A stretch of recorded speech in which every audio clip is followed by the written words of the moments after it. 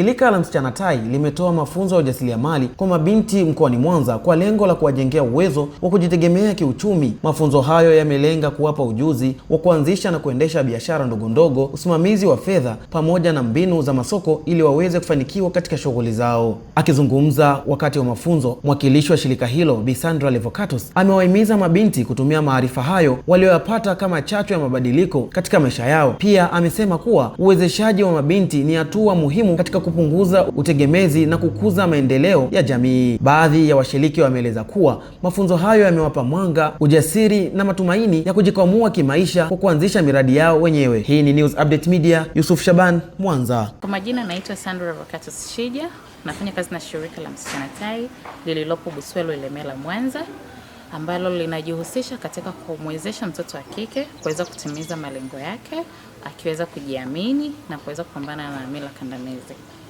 Shirika la Msichana Tai linamwezesha mtoto wa kike kupitia programu mbalimbali. Kwanza tunampa fursa kujiamini, aweze kupaza sauti zake kwa kuhoji zile mila kandamizi zinazomkandamiza ya kutimiza malengo yake, lakini pia tunatoa fursa za mafunzo ya mbalimbali ya ujasiriamali, ujuzi pamoja na matumizi sahihi ya fedha. Lakini pia Msichana Tai na vuguvugu lake ambalo tunaamini kwamba msichana ni tai, sio kuku.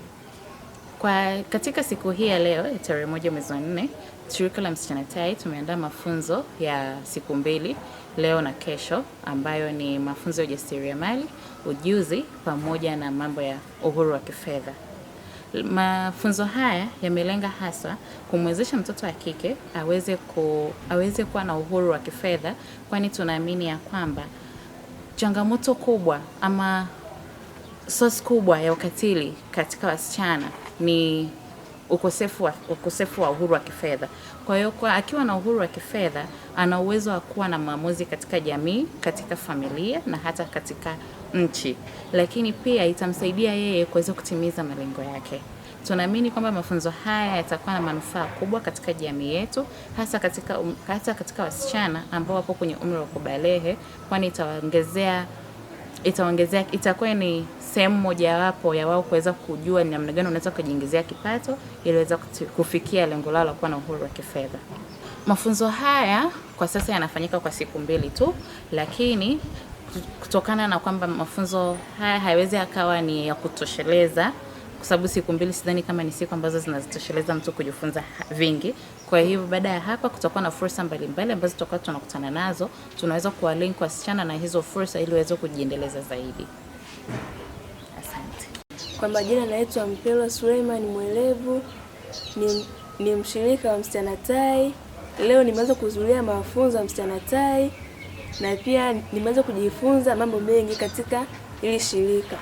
Mambo niliyojifunza ni pamoja na ujasiriamali. Na kuna aina mbalimbali za ujasiriamali. Kwa mimi kama nilivyojifunza mimi kwenye ujasiriamali, nimejifunza utengenezaji wa sabuni. Kuna aina mbalimbali za kutengeneza sabuni. Kuna sabuni za maji na za vipande. Kwa hiyo mimi nimejifunza kutengeneza sabuni za maji na za vipande, kwa sababu sabuni zinahitajika kwa watu wengi sana na zina matumizi mengi. Kwa hiyo tukakaa na kikundi chetu tukajadili kuhusu kutengeneza sabuni. Napenda kuwaambia na kuwashauri mabinti wenzangu ambao hamjahudhuria hapa kwenye shirika la Msichana Tai, na wakaribisheni sana, maana utajifunza mambo mengi na utakuwa na ujasiri wa kusimama mwenyewe na kujielezea na kupata kipato chako kama wewe mwenyewe binafsi. Majina naitwa Rubna Fadhili Muhammad. Ni msichana mwenye miaka 17. Leo nimekuja katika mafunzo ya Msichana Tai. Tumejifunza vitu vingi. Tumejifunza ujasiriamali. Na ndani ya ujasiriamali kuna vitu tumejifunza aina nyingi, jinsi ya kufanya ujasiriamali. Tumekaa group discussion, tukajadili na tukapewa kazi ambayo tujadili kama wana grupu. Kwenye group discussion sisi tulichagua utengenezaji wa juisi, kwa sababu maeneo tunayoishi hamna watu ambao watengeneza juisi na wala hamna vibanda vya kutengeneza juisi.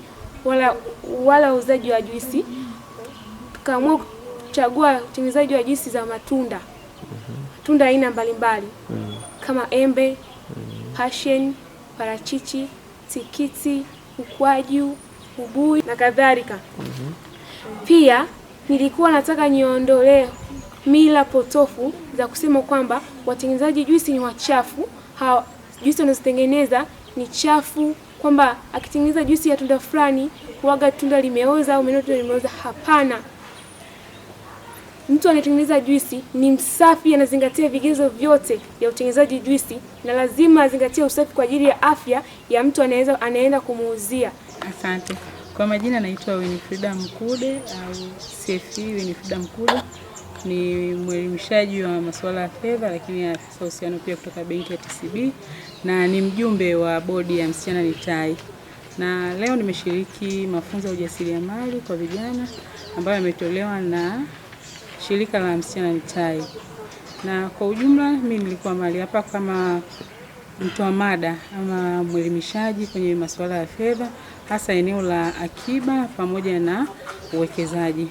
Kwa ujumla vijana wadogo na mabinti wanahitaji kupata elimu hii mapema ili iweze kuwasaidia huko mbeleni kwenye maisha yao, kwamba kutokea huku utotoni kwenye hatua za awali waweze kujua kwamba kuna umuhimu wa kutunza kipato kidogo ambacho wanakipata kiweze kuwasaidia baadaye. Kwa hiyo kwa ujumla semina imekuwa nzuri, ushiriki umekuwa mzuri, vijana wameparticipate kwa umoja, tumepeana kile ambacho tutakiwa kukifahamu, lakini pia wao wameuliza maswali na tumeweza kupata majibu kwa pamoja na uelewa pamoja kwamba wanahitaji kuanzia sasa kuanza kutunza taratibu, kutunza kidogo kidogo kile ambacho watakipata kama matunda ya ujasiriamali ambao wamejifunza leo. Asante. Hivyo tu.